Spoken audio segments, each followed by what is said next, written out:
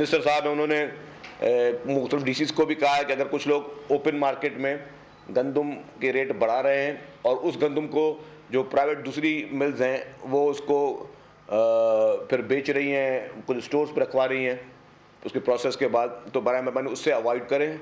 जिसके पास ज़्यादा पैसे हैं वो भले बड़े स्टोर से जाके ख़रीद लें, लेकिन गरीब और मुतवसत तबके के लिए गवर्नमेंट ऑफ सिंध का जो एक वादा है 65 रुपये फ़ी किलो, उस पर हम आज भी गंदम फराहम कर रहे हैं। कहीं से कंप्लेंट्स हों तो फूड मिनिस्टर साहब, सेक्रेटरी फूड, इन सब के भी हमने नंबर्स पहले भी दिए थे, अभी फिर हम कल कोशिश करके उसको फिर दोबारा एक दफ़ा तशहीर कर देते हैं ताकि आवाम को पता हो कि जी कौन कौन से स्टॉल्स हैं सिंध भर में जहाँ से 65 रुपये फ़ी किलो गंदम ये आटा जो है वो मुहैया किया जा रहा है। तो ये भी आपके गोश नज़र लाना था। तीसरा, कल जो कराची में इंसिडेंट हुआ पुलिस का और उसमें एक नौजवान शहरी बेचारा उसका कत्ल हुआ, तो वज़ीर आला सिंध ने फौरी तौर पर उसमें नोटिस लिया और उस नोटिस के बाद उन लोगों को जो भी मुलव्वस एहलकार थे उनको गिरफ्तार किया गया। यह है पाकिस्तान पीपल्स पार्टी की सिंध हुकूमत, जो कि जब भी कोई किसी के साथ ज़्यादती होती है तो चाहे वो ज़्यादती करने वाला कोई भी हो, बग़ैर किसी रंग व नस्ल के उस पर एक्शन लेती है, और वो उन्होंने सीएम साहब एक्शन लिया और कोई भी उसमें किसी को भी कोई रियायत नहीं बरती जाएगी। कल मैं देख रहा था चंद लोग पीटीआई के इस पर भी बयानबाजियाँ कर रहे थे और सियासत करने की कोशिश कर रहे थे। वो शायद भूल गए कि सानिया साहिवाल जो था, जिसमें मासूम बच्चों के सामने उनके वालिदैन को जिस तरह शहीद किया गया, और वही इमरान खान की पीटीआई की हुकूमत थी जिन्होंने तमाम लोगों को, उन पुलिस एहलकारों को जिन्होंने इस वाक़े में मुलव्वस थे, उनको ना सिर्फ उनकी मदद की बरी होने में, और आज दिन तक उन लोगों को इंसाफ नहीं मिला। लेकिन पाकिस्तान पीपल्स पार्टी की सिंध हुकूमत किसी किस्म की कोई रियायत देने की किसी को मूड में नहीं है। जो जिसने भी गलती की है उसको उसकी सज़ा मिलेगी। इंसान की जान की कीमत से बढ़कर कोई भी चीज़ नहीं है। तो उसमें सिंध हुकूमत की जो पॉलिसी थी वो क्लियर थी। पीटीआई भले इल्ज़ामात लगाती रहे, उनका काम ही है। आपने ये भी देखा होगा कि बीच में लाहौर के भी सानिया पे लाहौर के भी जो चीफ मिनिस्टर को नो कॉन्फिडेंस का जो था सिलसिला, उसमें पीटीआई ने गलत इल्ज़ामात लगाए पीपल्स पार्टी की लीडरशिप पर, पीपल्स पार्टी के वज़रा पर। हालांकि किसी के पास कोई सबूत नहीं था, ना ही ये नो कॉन्फिडेंस की मूव थी, लेकिन उसके बावजूद जो है वो जो पीटीआई का पुराना वतीरा है वो पीटीआई ने वो किया। हालांकि ख़रीद व फ़रोख्त मेंबरान की इसकी शुरुआत हमेशा इमरान खान और पीटीआई ने की है। अगर आपको याद भी होगा कि इमरान खान साहब की एक ऑडियो लीक आई थी जिसमें वो कह रहे थे कि जी हमने 5 मेंबर ख़रीदे हैं। अगर आपको याद नहीं तो मैं सुनवा भी देता हूँ आपको कि खान साहब क्या फरमा रहे थे उसमें।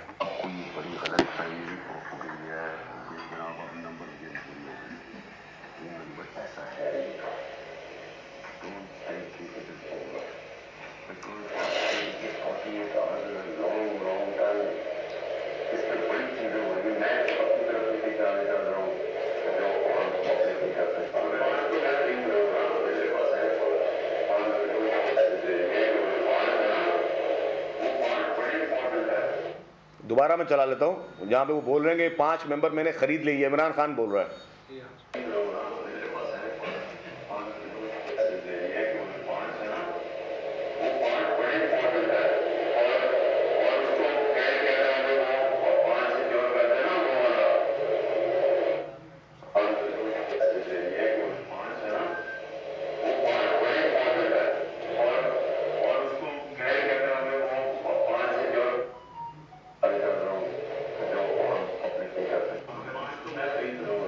पाँच तो मैं खरीद रहा हूँ ना, सुन लीजिए। तो ये खरीदो फरोख्त मेंबरान की, ये इमरान खान का वतीरा है। हॉर्स ट्रेडिंग इमरान खान का वतीरा है। जिस तरह ये शख्स जाली तरीके से इक़्तिदार में आया, जिस तरह ये शख्स जाली तरीके से लोगों की गोद में बैठ कर इक़्तिदार में आया, और फिर मैं दोबारा रिपीट करूँगा हज़रत अली का कौल कि जिस पे एहसान करो उसके शर से डरो। यही इमरान खान, आपको याद होगा कि जिसको अपना डैडी समझता था, जो डैडी इसको लेकर आया, जिस डैडी ने इसको गोद में बिठा के इक़्तिदार की कुर्सी पे बिठाया, आज रोजाना बुरा भला बोल रहा है। ये वही इमरान खान है जिसने इसको जहाज की टिकटें लेके दी, जिसने इसके मेंबरान जहाज में खरीदो फरोख्त की, जिसने इसके घर के बिजली के बिल भरते थे, इसके घर का खाना भी जो है, जो इसके ATM देते थे, उनके खिलाफ भी इसने क्या किया। तो ये एक एहसान फरामोश शख्स है इमरान खान। ये वो शख्स है जो इस वक्त इस मुल्क के लिए एक नासूर का किरदार अदा कर रहा है। मुल्क की मईशत आज एक बुरे हाल में है, उसको मानते हैं, एक प्रेशर में है, लेकिन ये रिकवर हो सकती है। लेकिन इस मईशत की को इस नहज पे पहुंचाने में सिर्फ और सिर्फ एक शख्स इसका जिम्मेदार है, इसका नाम है इमरान खान नियाजी। क्योंकि इसने अपनी ना ही कोई तैयारी थी, और अब वो मानता भी अपने इंटरव्यूज़ में कि हमें तो तैयारी थी नहीं। अगर जिस एक अनाड़ी शख्स को तैयारी नहीं थी तो उसने उसको अपने मुल्क का 3.5 साल वज़ीर-ए-आज़म बना दिया, पूरे मुल्क को दाव पे लगा दिया इस जैसे नाअहल और जाहिल शख्स को बिठाकर वहाँ पे। और उस नाअहल और जाहिल शख्स ने जिस तरह रोज़ाना की बुनियाद पे, आपने देखे होंगे कि कभी स्टेट बैंक के गवर्नर्स चेंज हो रहे थे, कभी फाइनेंस मिनिस्टर्स चेंज हो रहे थे, कभी पूरी फाइनेंशियल टीम्स चेंज हो रही थी, कोई तजुर्बा नहीं था। और ख़ुद अपने इंटरव्यू में कहा कि हमसे गलती हो गई कि हम IMF में बहुत लेट गए थे। तो ये सारी चीज़ें जो हैं, एक तजुर्बा तो कर लिया, उस तजुर्बे से आज हुआ क्या कि मुल्क की मईशत इस वक्त किसी प्रेशर पे है, जिसको वापस रिकवरी हम सब की जिम्मेदारी है, हुकूमत की जिम्मेदारी है, हुकूमत वक्त की जिम्मेदारी है, तमाम लोगों की जिम्मेदारी है, कारोबारी शख्सियात की जिम्मेदारी है, हम सबको जिम्मेदारी है कि अपने इस मुल्क की मईशत के लिए और उसको बचाने के लिए हम हर उस इक़दाम वो करें जो कि हमारे लिए बेहतर है। लेकिन इसका जिम्मेदार जो शख्स था वो वही था इमरान खान नियाजी, जो ज़बरदस्ती घुस बैठिया आके इक़्तिदार की कुर्सी पे बैठा। उसका शौक़ पूरा करने के लिए वो सारी चीज़ें दी गई। वही इमरान खान नियाजी फरमाता है एहतसाब होना चाहिए, और नैब तो मेरे अंडर थी नहीं, इसी शख्स के अंडर नैब थी। रोज़ाना की बुनियाद पर टॉक शोज़ में इसके मिनिस्टर्स नाम लेते थे, जी फलाना गिरफ्तार होने वाला है, 2 दिन के बाद वो सियासतदान गिरफ्तार हो जाता था। ये खुद तकरीरों में बोलता था, जी फलाने के सबूत मेरे पास आ गए, वो गिरफ्तार होने वाला है, 2-4 दिन के बाद वो बंदा भी गिरफ्तार हो जाता था। तो इस शख्स ने नैब को अपनी उंगलियों पर नचाया। इमरान खान ने नैब को पॉलिटिकल विक्टिमाइजेशन के लिए यूज़ किया। इमरान खान ने नैब को अपने ज़ाती मकासद के लिए इस्तेमाल किया, और उस मकासद में इसके साथ साथ एक साबिक जज भी मौजूद थे जो कि चीफ जस्टिस साहब थे, जिन्होंने इमरान खान नियाजी की ख्वाहिशों पर मुल्क चलता था। इस पूरे मुल्क में कानून की धज्जियाँ उड़ाई गई थी। मुझे याद है कि इलेक्शन से पहले, 2018 के इलेक्शन से पहले, इमरान खान साहब उम्रे पे जाने का इनको शौक था। अच्छी बात है, उम्रा करें। उनके साथ एक दोस्त उनका साथ शामिल था जो साथ जा रहा था, उसका नाम एग्जिट कंट्रोल लिस्ट में था, और फोन पर एग्जिट कंट्रोल लिस्ट से नाम निकल गया जी। वो बंदा एयरपोर्ट पे था और पता नहीं कौन सी गीदड़ संगी थी, केयर टेकर गवर्नमेंट थी, और वो फोन पे 15-20 मिनट में उस शख्स का नाम ECL से निकल गया, वो साथ चला गया। बस इस मुल्क में कानून की, आइन की धज्जियां जो इमरान खान ने उड़ाई और आज दिन तक उड़ाते जा रहे हैं। 3-4 दिन पहले भी सदर आरिफ अलवी साहब का एक इंटरव्यू है जिसमें उन्होंने कहा कि जी, जिसको इमरान खान आजकल सारा दिन तनकीद का निशाना बनाते हैं, जिन साहब को, बोले जी उन्होंने हमारी इलेक्शन में बड़ी मदद की, उन्होंने हमारी इलेक्शन में जो है वो सेनेट में बड़ी मदद की। ये शख्स खुद कहता था कि जी मेरे पास ना सेनेट में नंबर पूरे थे, ना असेंबली में नंबर पूरे होते थे, तो फिर मैं किसी को बोलता था कि जी मेरी मदद करें। तो जो ये सारी जितनी चीज़ें ये बता रहा है, कोट कर रहा है, सारी गैर कानूनी, गैर आइनी चीज़ें, और इमरान खान मान रहा है कि उसने गैर कानूनी, गैर आइनी चीज़ें की हैं। आज जो ये लोगों को कहता है कि जी नैब मेरे बस में नहीं थी, नैब तो मैं कहता हूं कि नैब इस मुल्क में सिर्फ मुखालफों को निशाना बनाने के लिए इस्तेमाल हुई और इमरान खान के नाजायज चीज़ों को जायज़ करने के लिए इस्तेमाल हुई।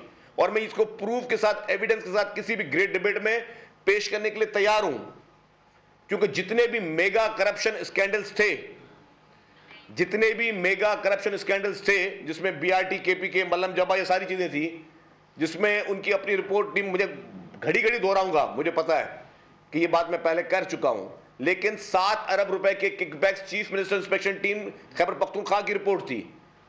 पेशावर हाई कोर्ट ने जजमेंट दी कि जी इसके ऊपर मुकदमा करे FIA और नैब, और फिर सुप्रीम कोर्ट से किसने इसको बचाया, और मैं कहता हूं अब वो सारे प्रेशर्स नहीं है।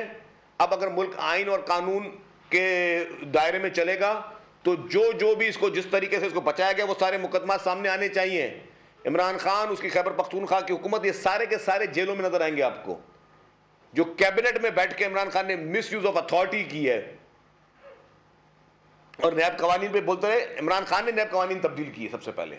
और कौन से तब्दील किए कि जी कैबिनेट में जो डिसीजंस हैं उसको इम्यूनिटी हासिल हो नैब से। ये इमरान खान ने किया, किसी और ने नहीं किया। जब इमरान खान 3.5 साल के उसके आखिरी 5-6 महीने थे तो उसको पता था कि मैंने सारी ये गैर कानूनी गैर आईनी काम किए हैं, तो उन तमाम गैर कानूनी गैर आईनी चीज़ों को मैं नैब के उस दायरे से बचने के लिए उनको शेल्टर दूं।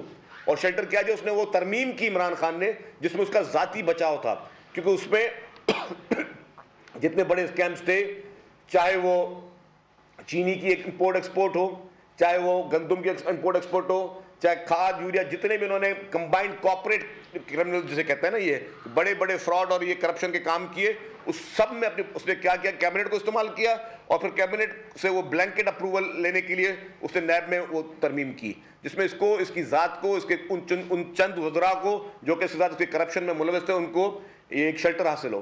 तो ये सारे काम इमरान खान ने किए हैं, जो कि अब ये काम जो है वो अब वो चीज़ें उनको कानून के दायरे में लाना लाजमी है। इमरान खान को इस तरह बचाया नहीं जा सकता। ये आसमान से उतरा हुआ कोई शख्स नहीं है, ये कोई और मखलूक नहीं है कि जी जिसको ये अनटचेबल हो जाए। हर गलत काम में इमरान खान को अब मुलस पाया जाएगा। मैं कहता हूँ कि पूरे पाकिस्तान में कोई एक जमात नहीं है जिसने इसराइल से या भारत से चंदे लिए हों अपने मुल्क में सियासत के लिए, अपने मुल्क में सोशल मीडिया चलाने के लिए। इसराइल और भारत से चंदे इन लोगों ने लिए, जिसके सबूत इलेक्शन कमीशन ऑफ पाकिस्तान ने अपनी जजमेंट में दे दिए। अब उस जजमेंट के बाद क्या ऐसी वजह है कि ये शख्स अभी भी कानून से बचा हुआ है, और कौन सा पावर है जिसको आज दिन तक कानून से बचा रहा है? इसके अलावा तोशाखाना के केस, तोशाखाना का सबसे बड़े में बड़ा डाकू तो इमरान खान खुद निकला। वो घड़ी चोरी की चीज़ें मैं 10 दफ़ा कह चुका हूँ, लेकिन ये घड़ी चोर शख्स को जो कहता कि मैं ईमानदार आदमी हूँ, दानतदार आदमी हूँ, उसने घड़ी तक नहीं छोड़ी, उसने कालीन तक नहीं छोड़े, उसने ज्वेलरी तक नहीं छोड़ी। वो किससे छुपे हुए हैं? और वो जो इनकी गोगी साहिबा थी, ले आए वापस उसको पाकिस्तान में। आज भी गोगी साहिबा मुल्क से फरार है क्योंकि वो इनकी लाडली है। और गोगी किसकी फ्रंट मैन थी? सबको, फ्रंट पर्सन थी, सबको पता है कि उस वक्त की फर्स्ट लेडी की फ्रंट पर्सन थी। जिस तरह पंजाब के कारोबार चलते थे, आज भी कहते हैं कि जी गोगी की वहाँ से पर्ची आती है, पैसे दुबई ट्रांसफ़र होते हैं और उन पर्चियों से जो है सारा काम चल रहा है। और सबसे बड़ी बात है जो सैलाब मुतासरीन की बात है, सैलाब मुतासरीन की जो चंदे के पैसे हैं जो उसके अकाउंट में फौरी तौर पर फेडरल गवर्नमेंट को चाहिए उस अकाउंट को सीज करे और वो पैसे जब्त करके सैलाब मुतासरीन के जो प्राइम मिनिस्टर का फंड है उसमें डाले जाएं, ताकि उन सारे पैसों से जो है उन गरीब मिस्कीन जो लोग इस वक्त मुश्किलात में, उनकी मदद की जा सके। लेकिन सारी चीज़ों के पीछे इमरान खान का क्रिमिनल माइंड शामिल है, इमरान खान की वो क्रिमिनल सोच शामिल है, जिसका मकसद सिर्फ़ और सिर्फ ये है इस मुल्क में अफरा तफरी फैलाना, इस मुल्क में लोगों को गलत राह पे लगाना। इमरान खान तालिबान पे बात कर रहा था 2 दिन पहले, मैं सुन रहा था जी कि खैबर पख्तूनख्वा में जो है वो दहशतगर्दी बढ़ रही है और सब चीज़ें हो रही हैं। इन सारी चीज़ों का बुनियाद डाला वो इमरान खान ने खुद ने बैठ कर डाला है। चीज़ों को मद्देनजर रखते हुए जो भी कानून के दायरे में रहकर, कोई गैर आईनी या गैर कानूनी चीज़ में नहीं कर रहा हूँ, क्योंकि करप्शन में इमरान खान मुलविस, इदारों को मुतनाज़ा बनाने में इमरान खान मुलविस, सुप्रीम कोर्ट को मुतनाज़ा बनाने में इमरान खान मुलविस, हमारे इलेक्शन कमीशन को मुतनाज़ा बनाने में इमरान खान मुलविस, हमारे अहम कौमी इदारों को मुतनाज़ा बनाने में इमरान खान मुलविस। हर उस गलत काम में इमरान खान मुलविस है जिसमें माजी की मिसालें मौजूद है। अगर किसी ने इस तरह की कोशिश की तो उसके साथ कानून किस तरीके से पेश आता है, तो वो कानून किस तरह से पेश आए। ये झूठा मक्कार शख्स है जो शख्स आज दिन तक अपनी कौम को ये नहीं बता सकता कि मेरे 2 बच्चे हैं या 3 बच्चे हैं। वो शख्स सादिक अमीन का सर्टिफिकेट उसको हमारी अदालत, आला अदालतें देती हैं, वो केसेस भी इनके पेंडिंग है। मतलब किसी की जाती जिंदगी में कभी भी एक लफ्ज बात करने का ना मुझे शौक है और ना ही हमारी पार्टी की भी पॉलिसी है। लेकिन क्या यह सच नहीं है कि किसी ऐसे शख्स को, पाकिस्तान में सिर्फ एक शख्स को सादिक और अमीन का सर्टिफिकेट दिया है, साकिब निसार साहब ने, सिर्फ एक शख्स को पूरे पाकिस्तान में मिला है सर्टिफिकेट, और वो मिला है इमरान खान न्याजी को। तो उस न्याजी साहब जो अपने बच्चे तक नहीं बता सकता कि मेरे बच्चे कितने हैं, इतना झूठा और मक्कार शख्स है, उस शख्स को आपने सर्टिफिकेट देके आपने अपने कानून के मुंह पे तमाचा मारा है। ये झूठा शख्स, ये फ्रॉडी शख्स, ये 2 नंबर शख्स, इसकी पूरी सियासत 2 नंबरी से भरी हुई है। उस शख्स को हमारे मुल्क में मुसल्लत किया गया। मैं सुन रहा था पीटीआई के कुछ लोगों की, कल कुछ किसी ने मुझे भेजी क्लिप्स कि कह रहे थे कि अगर बीबी जिंदा होती तो ये ना होता, ये ना होता, वो ना होता। मैं कहता हूं अगर बीबी शहीद जिंदा होती तो किसी के बाप की मजाल नहीं थी कि इमरान खान को वज़ीर आज़म को बनाता। अगर बीबी शहीद जिंदा होती तो मुल्क में इस तरह के हालात नहीं होते। बीबी शहीद जिंदा होती तो साकिब निसार की हिम्मत नहीं होती कि किसी को जो है वो सादिक और अमीन का तो जमहूरियत की जो है वो हर शख्स जमहूरियत की बात कर रहा होता। जाहिर है हमें पता है कि हमारी शहीद लीडर ने पाकिस्तान के लिए, जमहूरियत के लिए, अवाम के लिए, खवातीन के लिए, मजदूर के लिए, किसान के लिए, हर शोबे के शख्स के लिए उन्होंने अपनी जिदोजहद की। उन्होंने एक प्रोग्राम दिया है, उस पर पूरी कौम चल रही है और उसमें हम हमारी कोशिश है कि वो प्रोग्राम आगे चलते रहें। लेकिन ये जो शख्स, इसने कोई एक मुझे स्कीम बता दें ये, और उसमें हम हमारी कोशिश है कि वो प्रोग्राम आगे चलते रहें। लेकिन ये जो शख्स, इसने कोई एक मुझे स्कीम बता दें ये सिंधी लिबास पहन के कल जो प्रेस कॉन्फ्रेंस में कुछ कर रहे थे नॉन गैर सियासी लोग, जो कि काउंसलर की इलेक्शन हार गए और एमएनए बन गए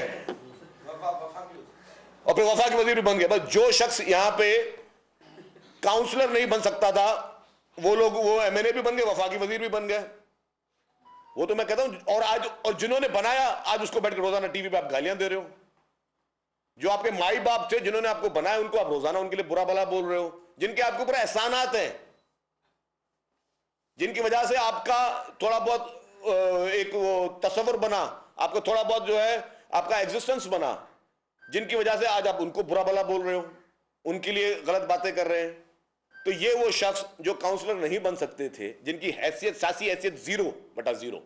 और मैं किसी के ऊपर नहीं जाता कि किसी के पास क्या है और फ्यूचर क्या है, लेकिन वो शख्स बैठ के हमें ये मिसालें दे रहे हैं और सिंध में बैठ के बातें कर रहे हैं। मुझे बताएं, इमरान खान के 3.5 साल दौर में सिंध में कोई एक स्कीम बता दे जो इमरान खान ने दी हो, कोई बनी हो। एक रात 3.5 साल में इमरान खान को नहीं मिली कि सिंध की धरती में आके कहीं पे एक रात रुक जाए। पूरे पाकिस्तान भर में कोई एक प्रोग्राम मुझे बता दे जो इमरान खान ने दिया हो। क्या किया? जो बेनजीर इनकम सपोर्ट प्रोग्राम था उसके कभी नाम तब्दील कर दिए गए, उसमें उसी के पैसों से कभी एक स्कीम चला रहे हैं, उसी के पैसों से कभी वो सस्ती रोटी चला रहे हैं, कभी नान चला रहे हैं, कभी क्या चला रहे हैं। सिर्फ और सिर्फ वो ऑप्टिक्स के लिए ड्रामेबाजी की इमरान खान ने, सिर्फ ऑप्टिक्स की ड्रामेबाजी। ये शख्स ना सियासत के काबिल है, ये ना ही अच्छा इंसान है, ना ही अच्छा मुसलमान है, जो कि ये वाहिद शख्स है जिसको उसके साथी बोलते हैं सर थोड़ा इस्लामी टच दे दो। मतलब इसका मतलब कि आपके अंदर वो चीज नहीं है। अगर मुझे अभी कोई शख्स बोले सर आप जो थोड़ा जो है वो इस तरह नहीं इस तरह कर दो, उसका मतलब कि मेरे पे वो चीज नहीं है, मुझे कोई और आगे समझा रहा है सर थोड़ा इस्लामी टच दे दो, और फिर शुरू हो जाता है माशाल्लाह वो करने के लिए।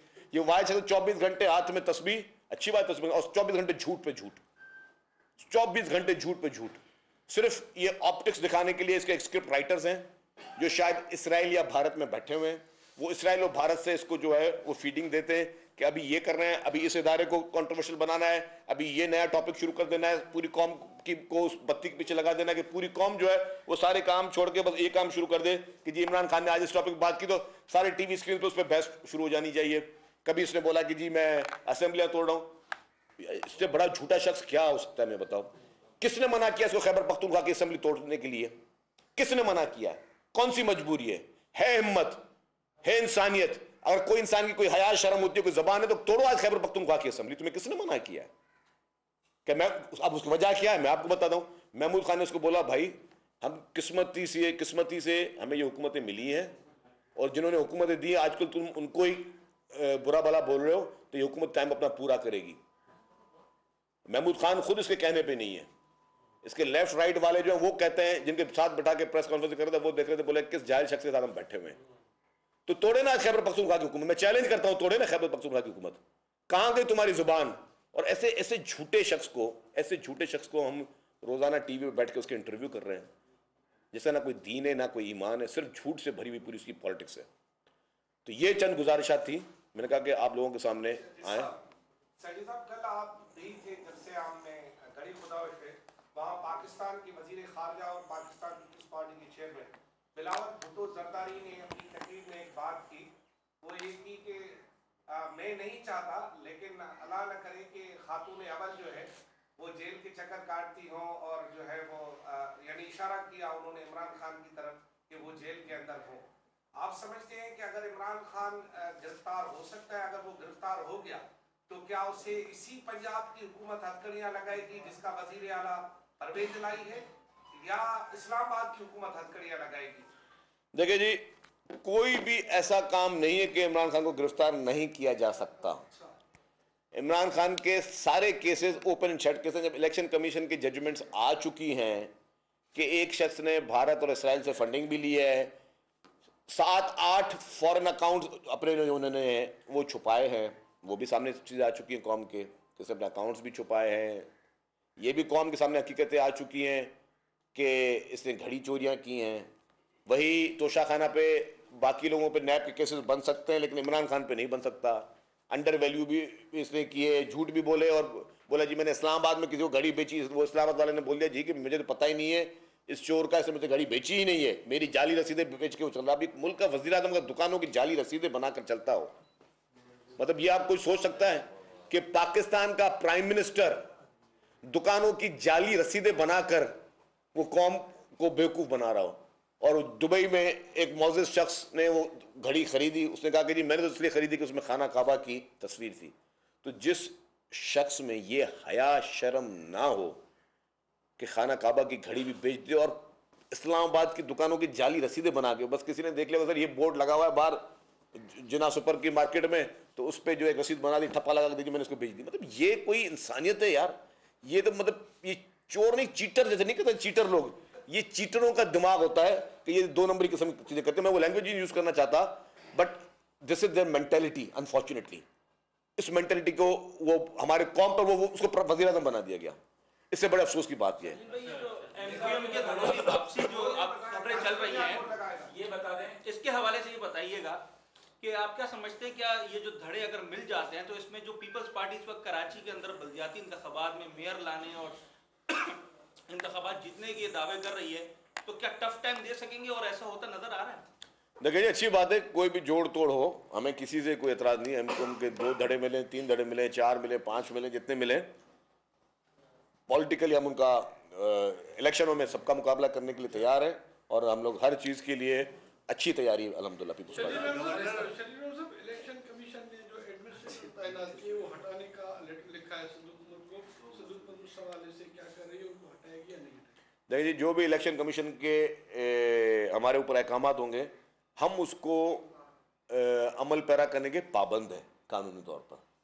हम वो इमरान खान नहीं है कि हम ये काम, इलेक्शन कमीशन ने मुझे कहा कि ये चीज़ दो तो मैं दूँ ना दूँ मेरी मर्जी, वो मेरी घड़ी मेरी मर्जी, मेरी गोगी मेरी मर्जी, वो मेरा बनी गाला मेरी मर्जी, मेरी रेगुलाइजेशन मेरी मर्जी, वो सारी चीज़ें यहाँ नहीं चलेंगी। इलेक्शन कमीशन ने कोई भी काम किया है, हुक्म दिया है हमें, सिंध हुकूमत आइनी तौर पर पाबंद है कि हर आइनी अहकामात को अमल पैरा करें। इमरान खान के खिलाफ बड़ी बातें आप लोग करते हो, लेकिन इमरान खान को लाने और मुसल्लत करने वालों के खिलाफ कोई बात नहीं होती क्या? काशा, फैज, बाजवा, इनके खिलाफ कार्रवाई हो सकती है? उन्होंने अपने आइन की खिलाफ वर्जी की है और जुर्म किया है, और आपको पता है आइन में सरकारी मुलाजिम किस तरह सियासत में मुदाखलत करती है। देखिए जी, मैं समझता हूँ कि ये चीज़ पाकिस्तान में ख़त्म होनी चाहिए, और अब ये क्लियर मैसेज चला गया है कि हमारे तमाम इदारे गैर सियासी हैं और वो किसी पॉलिटिक्स में नहीं इंटरफेयर करेंगे। तो हमें इन चीज़ों को अप्रिशिएट करना चाहिए, और बहुत चैलेंजेस हैं उनके लिए, बड़ी कुर्बानियाँ उन इदारों की, और उन इदारों को जो मेन उनका काम है उस पर बिल्कुल पूरी कौम उनके साथ है, जो उनकी मेन असाइनमेंट्स में। और हम समझते हैं कि अगर एक इदारे ने एक चीज़ को क्लियर किया है तो हमें उस स्पिरिट को हमें बेहतर तरीके से रिस्पॉन्ड करना चाहिए। जो सेनेटर थे उन्होंने भी इल्जाम लगाया कि ये जो कुछ इमरान खान की हुकूमत कर रही थी, मौजूदा हुकूमत भी वही पॉलिसियां लेके वही काम कर रही है, कोई उसमें फर्क नहीं है जो इमरान खान की हुकूमत में था और मौजूदा हुकूमत। कौन सी पॉलिसी की बात कर रहे हो? घड़ी चोरी की? घड़ी चोरी की नहीं, जो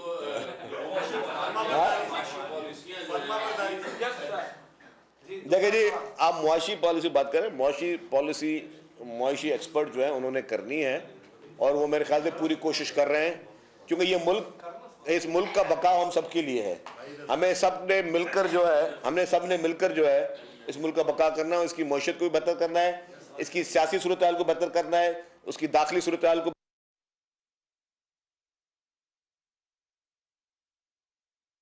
वज़ीर शर्जील मेमन न्यूज़ कॉन्फ्रेंस कर रहे हैं और उनकी जानिब से बात करते हुए सबसे पहले कराची में लॉ एंड ऑर्डर की सूरत हाल पर बात की गई। फिर उन्होंने चेयरमैन पाकिस्तान तहरीक इंसाफ इमरान खान को तनकीद का निशाना बनाया और कहा कि खान साहब की ऑडियो लीक जिसमें 5 मेंबर्स खरीदने का एतराफ़ किया गया है। मुझे नहीं, मेरे इल्म में नहीं गवर्नर साहब ने कोई सियासी पोस्टिंग, कोई ट्रांसफर पोस्टिंग की है, और कोई ऐसी चीज़ होगी तो हमें पता चल जाता। शजील साहब, मुल्क के अंदर हालिया दहशतगर्दी के वाक़यात हैं, अलर्ट्स भी मौजूद हैं, कराची, सखर, हैदराबाद, ये क्या समझते हैं किस कॉन्टेक्स्ट में दोबारा ये दहशतगर्दी के वाक़यात शुरू हुए? देखें, ये एक लार्ज सब्जेक्ट है।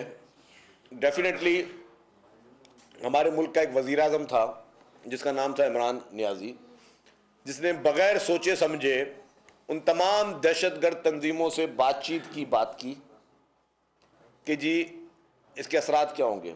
जब आप किसी को थोड़ा कोल्ड शोल्डर देते हैं या किसी को थोड़ा सॉफ्ट कॉर्नर देते हैं तो फिर शायद उस चीज़ की बड़ी हो, लेकिन लार्ज स्केल पे। लेकिन अल्हम्दुलिल्लाह हमारी जितनी भी सिक्योरिटी फोर्सेस हैं, हमारे आर्मी, हमारी FC, हमारी रेंजर्स, हमारे इंटेलिजेंस इदारे, हमारी पुलिस, हमारे जितने भी मुल्क के इदारे हैं, उनकी अल्हम्दुलिल्लाह इतनी अच्छी कैपेसिटी है कि इन मुट्ठी भर दहशतगर्दों को मुंह तोड़ जवाब हम दे सकते हैं।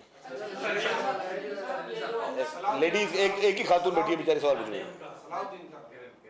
15 जनवरी को बलदियाती इंतखाबात होने वाले हैं, क्या इस बार से गवर्नमेंट जो है वो पूरी तरह रेडी है कि बलदियाती इंतखाबात कराएंगे? पुलिस के हवाले से जो इश्यूज रहे सैलाब की वजह से और दीगर चीज़ों की वजह से। दूसरा ये कि MKM का जो मुतालबा है हल्का बंदियों की दुरुस्तगी पे, वो बात कहाँ तक पहुँची है और क्या इलेक्शन कमीशन से आप लोग इस हवाले से बात कर रहे हैं कि कोई तब्दीली की जाए हल्का बंदियों?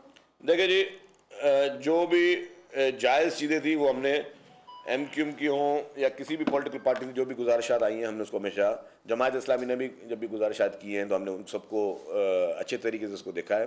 और अभी हम लोग इलेक्शन के लिए तैयार हैं, बलदियाती इंतखाबात के लिए। इंशाल्लाह 15 जनवरी को बलदियाती इंतखाबात होंगे और भरपूर तरीके से जो है सिंध हुकूमत अपना काम करेगी और हमारी पूरी कोशिश होगी कि ये पीसफुल हों, बग़ैर किसी जो है वो अमन अमान की सूरत को ख़राब किए हुए इसको पॉसिबल बनाए।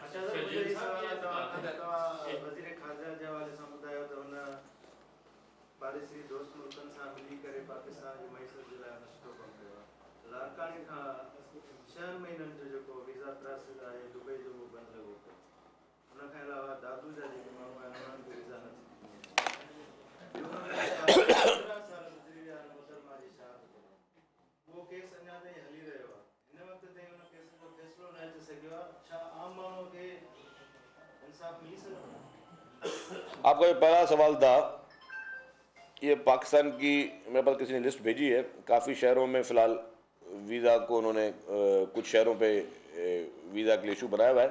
डेफिनेटली फॉरेन डिपार्टमेंट जो है, फॉरेन मिनिस्ट्री इसको देख रही है। आप हाँ, तो वही मैंने कहा फॉरेन ऑफिस को देख रही है, जो ये खबर है उस खबर को उस तरह कर रहे हैं। जो दूसरी बात है आपकी बीबी शहीद के केस की, बिल्कुल चल रहा है पिंडी कोर्ट में और उसमें हर हेयरिंग पे जो है पीपल्स पार्टी की तरफ से जो वकील हैं वो जाते हैं, वो वहाँ अपना केस प्लीड करते हैं। अदालतों को चाहिए कि जिस तरह इमरान खान के लिए रातों रात पंजाब हुकूमत के लिए अदालतें खुल जाती हैं और फैसले आ जाते हैं, इसी तरीके से शहीद मोहतरमा बेनज़ीर भुट्टो साहिबा का जो केस है उसको डे टू डे बेसिस पे चलाकर और जो भी कातिल हैं उनको मंतकी अंजाम तक पहुंचाया जाए, पहली बात। दूसरा, इस मुल्क के आइन का जो खालिक था, इस मुल्क के एटम बम का जो खालिक था शहीद जुल्फ़िकार अली भुट्टो, उनका जो अदालती कत्ल था उसका भी एक रेफरेंस मोहतरम आसिफ अली जरदारी साहब जब प्रेसिडेंट ऑफ पाकिस्तान थे उन्होंने सुप्रीम कोर्ट में भेजा था। आज दिन तक उसका कोई फैसला नहीं हो रहा, ना ही उसको उस पर कोई कार्रवाई हो रही है आज दिन तक। तो मैं अपील करता हूं हमारी तमाम अदालतों से कि शहीद जुल्फ़िकार अली भुट्टो साहब का जो अदालती कत्ल था उसका रेफरेंस आपके पास पेंडिंग है, बराए मेहरबानी खुदा के वास्ते फौरी तौर पर उस पर भी फैसला आ जाना चाहिए। और हमारी कायद शहीद मोहतरमा बेनज़ीर भुट्टो साहिबा, उनका जो केस है उस पर भी अदालतें जल्दी फैसला दें, ताकि ये नहीं है कि हमें सिर्फ यही इंप्रेशन जा रहा हो कि सिर्फ चंद जो अहम मुल्क के इशूज़ हैं उस पर तवज्जो नहीं जा रही और सिर्फ रेगुलर पॉलिटिकल बेसिस पे चीज़ों को देखा जा रहा है। तो मेरी गुजारिश होगी। शर्जील मेमन न्यूज़ कॉन्फ्रेंस कर रहे हैं। उनकी जानिब से कहा गया इमरान खान को अब बचाया नहीं जा सकता। पीटीआई इल्ज़ामात लगाते रहे, इनका काम है एक ही है।